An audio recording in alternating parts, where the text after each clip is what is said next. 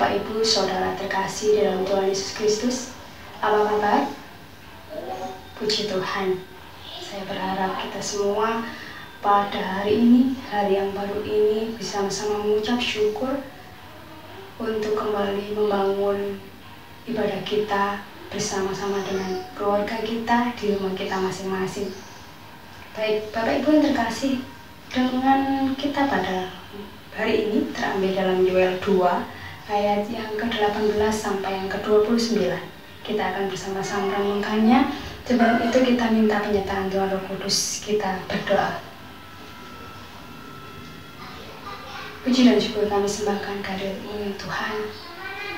Tuhan yang kami sembah di dalam Tuhan Yesus Kristus. Pada hari ini kami mengucap syukur karena boleh diberikan kesempatan kembali membangun ibadah bersama dengan saudara-saudara kami, dengan keluarga kami, di rumah kami masing-masing.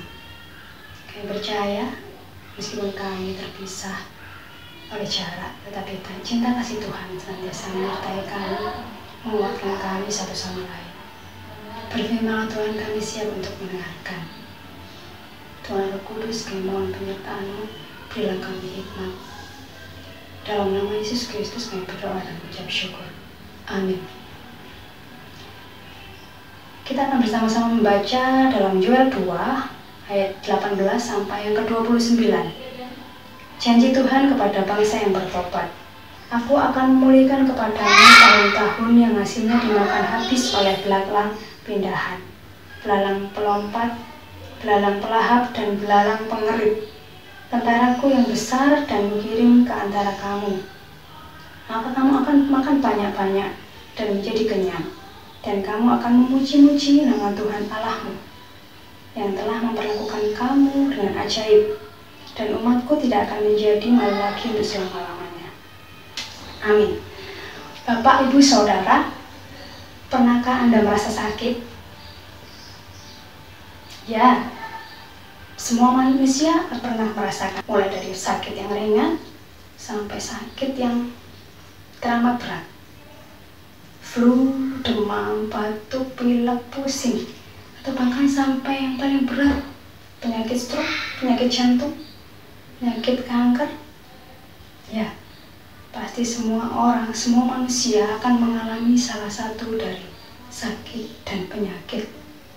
Ketika kita sedang dalam keadaan sakit, pastinya kita akan mencari jalan keluar untuk bisa mencari kesembuhan. Kita mencari dokter, kita minum obat-obatan yang kita beli secara mandiri, atau bahkan kita membuat jamu seperti yang dilakukan oleh nenek-nenek kita pada zaman dahulu, dan sekarang masih bisa dilakukan oleh mereka.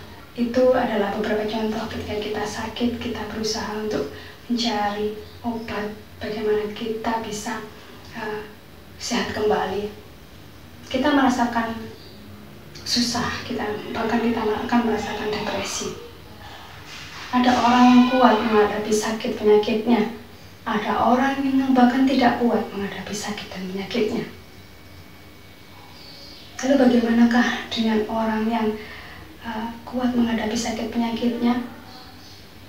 Dia adalah orang yang mampu menyerahkan semuanya kepada Tuhan yang kuat, Tuhan yang mampu menyembuhkan mereka yang sakit.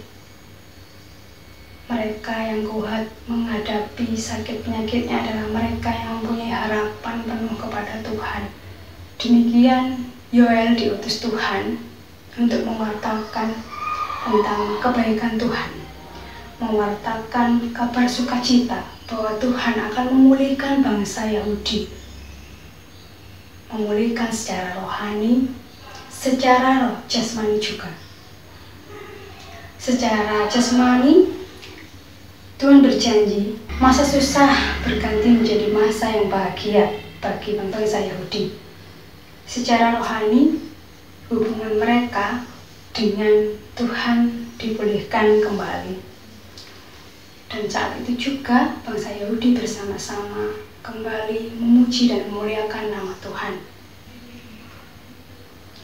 Jika saat ini kita tidak sakit secara jasmani, pasti kita pernah merasakan sakit secara rohani, yaitu bagaimana ketika batin kita dan tindakan kehidupan kita di hadapan Tuhan selama ini. Mungkin kita sering melupakan Tuhan, mengecewakan Tuhan. Mungkin kita merasa mampu untuk bertahan hidup tanpa Tuhan. Kita merasa sombong bahwa hidup kita, keberhasilan kita saat ini adalah atas kekuatan kita sendiri. Dan ketika kita mengalami masa-masa yang sulit, kita mulai menyalahkan keadaan, menyalahkan Tuhan. Kita merasa kecewa. Kita merasa bahwa Tuhan itu tidak adil. Kita sering melakukan hal yang demikian. Tetapi Bapak Ibu Saudara, ada satu kunci, ada satu jawaban ketika kita merasa sakit rohani, yaitu bertobat. Sehingga hubungan kita kembali dipulihkan dan hubungan kita dengan sesama harus berlandaskan kasih, sayang, dan pengampunan.